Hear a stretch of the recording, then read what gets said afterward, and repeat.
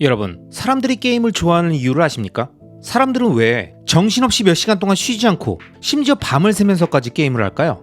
그 이유는 바로 피드백입니다. 생물학적으로 우리 인간은 식욕, 성욕 등과 같은 본능에 부합한 행동에만 집중하게 DNA가 세팅되어 있을 뿐 게임이라는 것 자체에는 도파민이 분비되지 않는다고 하죠.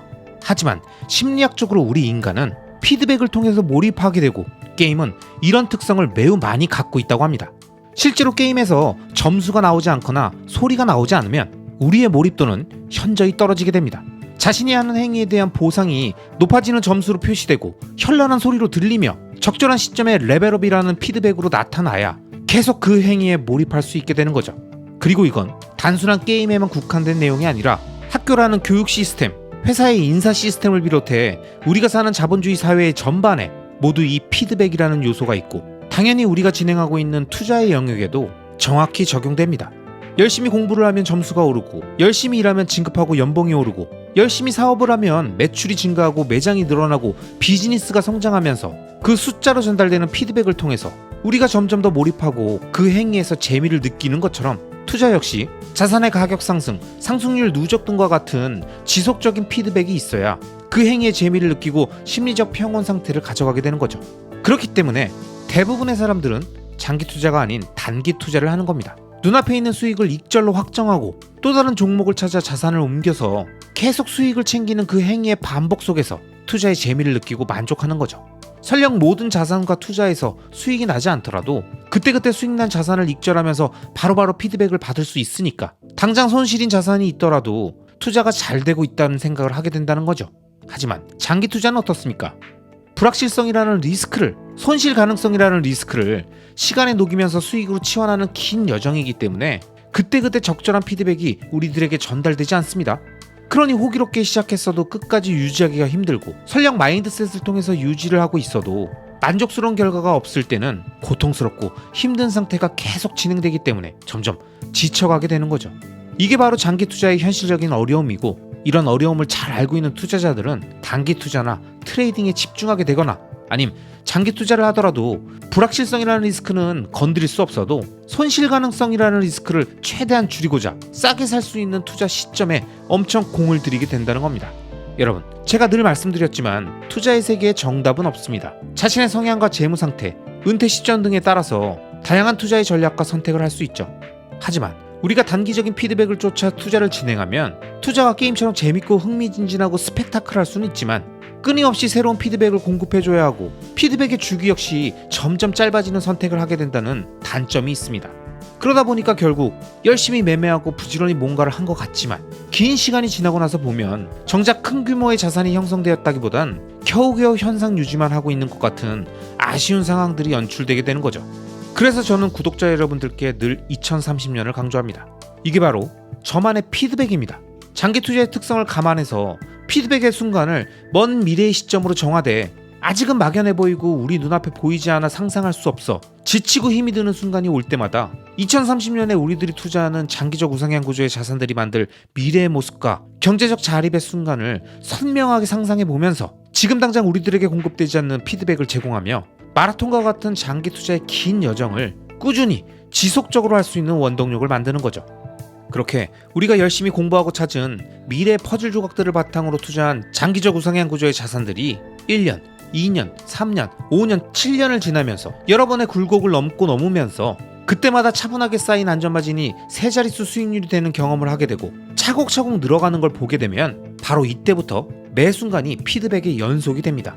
자신의 장기 투자가 큰 규모의 자산 형성이라는 결과와 안정적인 세 자릿수 수익률의 확보라는 피드백으로 돌아오게 되면 계속 끊임없이 피드백을 공급해주지 않아도 두려움과 불안감 없이 진정한 보유자의 영역으로 들어서서 마치 수도승과 같은 마인드로 차분하고 평온한 상태를 계속 유지하게 되는 거죠. 이게 바로 장기 투자가 주는 삶의 여유이고 심리적 안정감이며 인생이 정배열되는 첫걸음이라고 저는 생각합니다. 물론 모든 일이 그렇듯이 장기 투자 역시 절대 쉬운 일이 아닙니다. 아마 많은 분들은 느끼고 계실 거예요. 이게 생각처럼 단순하지 않구나. 리스크를 녹인다는 게 장난이 아니구나. 이런 생각들을 하실 겁니다. 하지만 여러분, 우리가 투자하는 자산들에 대한 스스로의 학습과 검증 과정을 통해서 장기 투자를 결정했다면 그 방향성을 오랫동안 유지하는 게 장기 투자의 핵심입니다. 이 단순한 진리를 지키기 어렵게 만드는 수많은 잡음들이 끊임없이 등장하고, 이쯤 됐으면 익절이라는 피드백이 오고, 또 다른 투자를 하고 배팅을 하는 재미도 느껴보고 싶다는 욕구가 생길 수도 있지만, 장기 투자를 통해 큰 규모의 자산을 만들고 세 자릿수 수익률을 확보한 장기 투자자들은 장기 투자가 주는 심리적 안정감이라는 피드백이 단발적인 익절과 떡상이라는 피드백보다 훨씬 더 강력하고 중독성이 있다는 걸 알기 때문에 계속 그 상태를 유지하고 강화하고 싶기에 그런 자산들만 찾고 장기 투자를 선호하게 된다는 겁니다.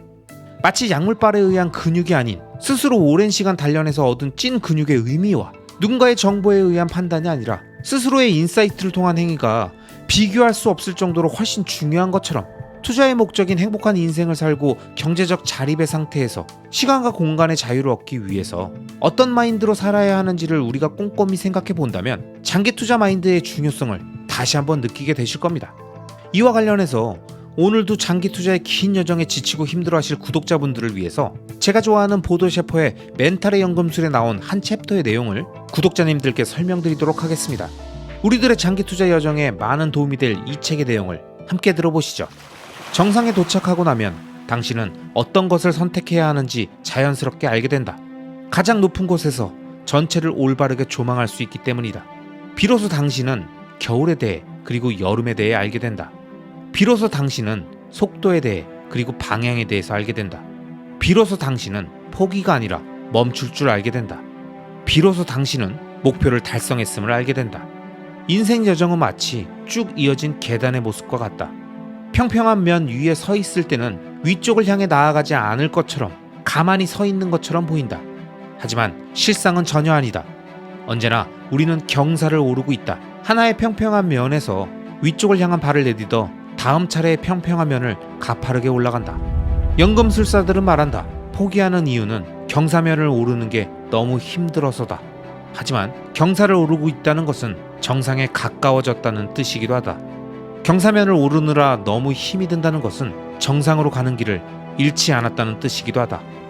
모든 정상은 경사면을 갖고 있지 않은가? 이것이 곧 당신의 멘탈이 포기하는 것에 먹이를 주지 않아야 하는 이유다. 지금 숨이 턱턱 막히고 힘겹다는 것은 제대로 하고 있다는 뜻이다. 올바른 길을 가고 있다는 의미다. 어디가 끝인지는 우리가 알 수 있는 영역이 아니다. 어떤 계단 한켠에 잠시 기대어 포기를 고민하는 것은 나쁜 일이 아니다.